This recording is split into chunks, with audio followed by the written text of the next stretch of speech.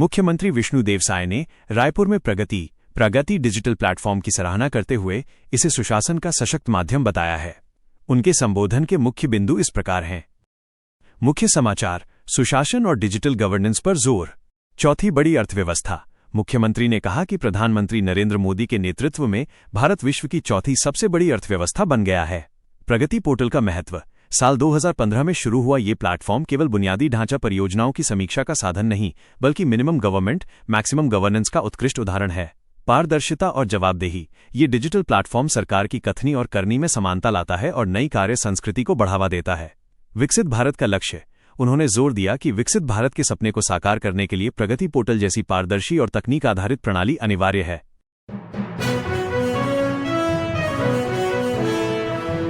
जांजगीर चांपा के चर्चित पोराबाई नकल प्रकरण में 18 साल बाद अदालत का बड़ा फैसला आया है। मुख्य बिंदु नीचे दिए गए हैं। कोर्ट का फैसला और सजा। दोषी। अदालत ने छात्रा पोराबाई, केंद्राध्यक्ष फुलसा नृसिंह, प्राचार्य SL जाटव और दीपक जाटव को दोषी पाया है। सजा। चारों दोषियों को 5-5 साल का कठोर कारावास और 20-20 हजार रुपये के अर्थदंड की सजा सुनाई गई है। बरी। मामले के 5 अन्य आरोपियों को साक्ष्यों के अभाव में दोषमुक्त कर दिया गया है। मामले की पृष्ठभूमि। ये मामला 18 साल पुराना है, जिसमें परीक्षा के दौरान बड़े स्तर पर नकल और अनियमितता के आरोप लगे थे। द्वितीय अपर सत्र न्यायाधीश GR पटेल की अदालत ने अपील पर सुनवाई करते हुए ये सख्त रुख अपनाया है। आरंग क्षेत्र में अतिक्रमण को लेकर 2 अलग अलग तस्वीरें सामने आई हैं। एक ओर नवा रायपुर में कार्रवाई का विरोध हुआ तो दूसरी ओर ग्राम कुकरा में प्रशासन की सुस्ती से ग्रामीण आक्रोशित हैं। यहां मामले का संक्षिप्त विवरण है।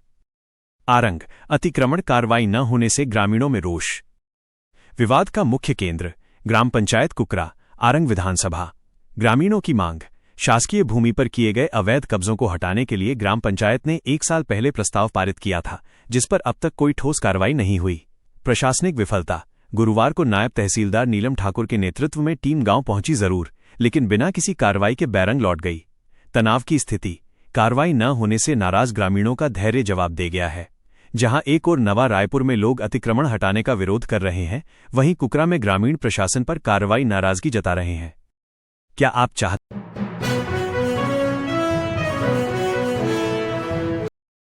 छत्तीसगढ़ विधानसभा के आगामी बजट सत्र की मुख्य जानकारी यहां संक्षेप में दी गई है। छत्तीसगढ़ विधानसभा बजट सत्र 2026।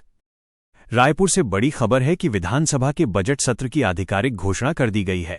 सत्र की मुख्य बातें इस प्रकार हैं। शुरुआत 23 फरवरी 2026। समापन 20 मार्च 2026। कुल बैठकें 15 दिन। अधिसूचना विधानसभा सचिवालय द्वारा जारी। संक्षिप्त विवरण। ये सत्र प्रदेश की वित्तीय योजनाओं और विकास कार्यों के नजरिए से अत्यंत महत्वपूर्ण होगा, जिसमें राज्य सरकार अपना बजट पेश करेगी। सरगुजा जिले से धर्मांतरण के मामले में एक बड़ी खबर सामने आई है। धर्मांतरण मामले में सेवानिवृत्त डिप्टी कलेक्टर गिरफ्तार। छत्तीसगढ़ के अंबिकापुर में पुलिस ने धर्मांतरण के विरुद्ध सख्त कार्रवाई करते हुए retired deputy collector omega Toppo को गिरफ्तार कर लिया है। मुख्य बिंदु। स्थान गांधीनगर थाना क्षेत्र, नमनाकला। आरोप ओमेगा टोप्पो के निवास पर लंबे समय से लोगों को धर्मांतरण के लिए प्रेरित और प्रोत्साहित किया जा रहा था।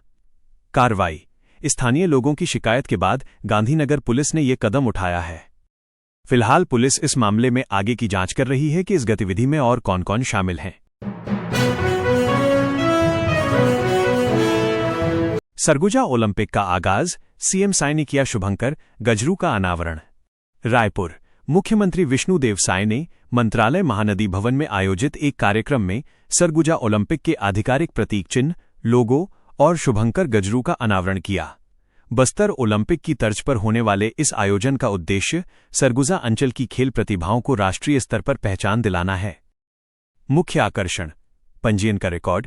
इस ओलंपिक के लिए 12 खेल विधाओं में अब तक 3.50 लाख खिलाड़ियों ने पंजीकरण कराया है। सीएम का संदेश। मुख्यमंत्री ने कहा कि इतनी बड़ी संख्या युवाओं के खेल के प्रति उत्साह और ऊर्जा को दर्शाती है।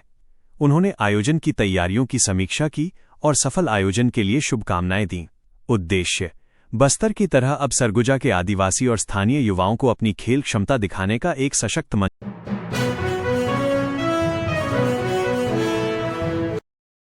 बीजापुर, सुरक्षा बलों और नक्सलियों के बीच मुठभेड़, 2 नक्सली ढेर। बीजापुर, छत्तीसगढ़ के बीजापुर जिले के कोर नक्सल इलाके में आज सुबह सुरक्षा बलों और नक्सलियों के बीच भीषण मुठभेड़ हुई। जवानों की सटीक जवाबी कार्रवाई में 2 बड़े कैडर के नक्सली मारे गए हैं। मुठभेड़ के बाद इलाके की सघन तलाशी के दौरान जवानों ने नक्सलियों द्वारा लगाए गए भारी मात्रा में आईईडी बरामद किए। सुरक्षा को ध्यान में रखते हुए जवानों ने आईईडी को मौके पर ही सुरक्षित तरीके से नष्ट कर दिया है। फिलहाल क्षेत्र में सर्च ऑपरेशन जारी है।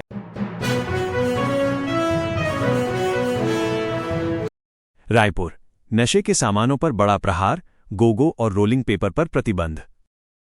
रायपुर, छत्तीसगढ़ सरकार ने राज्य के युवाओं और नाबालिगों में बढ़ती नशे की लत को रोकने के लिए एक कड़ा कदम उठाया है। शहर के कमिश्नर ने अपने पहले मजिस्ट्रियल आदेश के तहत रोलिंग पेपर, गोगो स्मोकिंग कोन और परफेक्ट रोल जैसे उत्पादों की बिक्री पर तत्काल प्रभाव से रोक लगा दी है। प्रमुख बिंदु कारण सोशल मीडिया और सामाजिक संगठनों से मिली शिकायतों के आधार पर यह पाया गया कि युवा इन कागजों का उपयोग चरस और गांजे जैसे मादक पदार्थों के सेवन के लिए कर रहे हैं। खतरनाक रसायन जांच में सामने आया कि इन रोलिंग पेपर्स में टाइटेनियम ऑक्साइड, पोटेशियम नाइट्रेट और आर्टिफिशियल डाई जैसे हानिकारक तत्व होते हैं जो फेफड़ों और स्वास्थ्य के लिए बेहद घातक हैं। उद्देश्य, इस प्रतिबंध का मुख्य लक्ष्य स्कूल कॉलेज के छात्रों को नशे की गिरफ्त में आने से बचाना और जन स्वास्थ्य की रक्षा करना है। प्रशासन की चेतावनी, अब शहर की दुकानों और पान ठेलों पर इन सामग्रियों की बिक्री अवैध मानी जाएगी। नियम का उल्लंघन करने वालों पर कड़ी कानूनी कार्रवाई के निर्देश दिए गए हैं।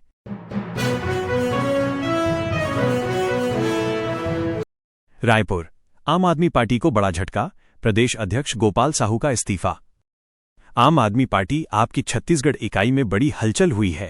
प्रदेश अध्यक्ष गोपाल साहू ने अपने पद और पार्टी की प्राथमिक सदस्यता दोनों से इस्तीफा दे दिया है। मुख्य बातें। इस्तीफा, साहू ने अपना इस्तीफा राष्ट्रीय संयोजक अरविंद केजरीवाल को भेज दिया है। सस्पेंस, इस्तीफे के पत्र में उन्होंने किसी विशेष कारण का उल्लेख नहीं किया है और न ही अपने अगले कदम की घोषणा की है। बैकग्राउंड, साहू को 2 साल पहले कोमल हुपेंडी के इस्तीफे के बाद जिम्मेदारी सौंपी गई थी। अटकलें, मूल रूप से कांग्रेसी पृष्ठभूमि के होने के कारण उनके वापस कांग्रेस में जाने की चर्चा तेज है। हालांकि हाल ही में सीएम विष्णुदेव साय से उनकी मुलाकात के बाद अन्य राजनीतिक संभावनाओं को भी नकारा नहीं जा सकता। सीजी टेट 2026 परीक्षा निर्देश और महत्वपूर्ण जानकारी। रायपुर, छत्तीसगढ़ व्यावसायिक परीक्षा मंडल व्यापम द्वारा 1 फरवरी 2026 को 2 पालियों में शिक्षक पात्रता परीक्षा का आयोजन किया जा रहा है। परीक्षा को लेकर जिला नोडल अधिकारी ने कड़े निर्देश जारी किए हैं।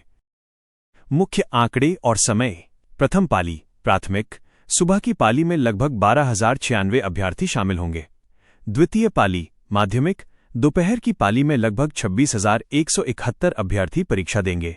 रिपोर्टिंग टाइम, अभ्यर्थियों को परीक्षा शुरू होने से 2 घंटे पहले केंद्र पहुंचना अनिवार्य है। परीक्षार्थियों के लिए जरूरी निर्देश।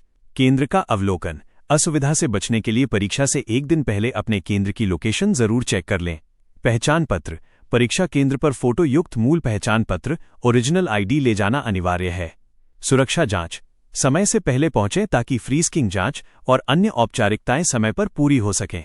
ड्रेस कोड विशेष, हालिया खबरों के अनुसार परीक्षा में जैकेट और ब्लेजर पहनने पर पाबंदी लगाई गई है, अतः साधारण और नियमानुसार कपड़ों में ही आएं।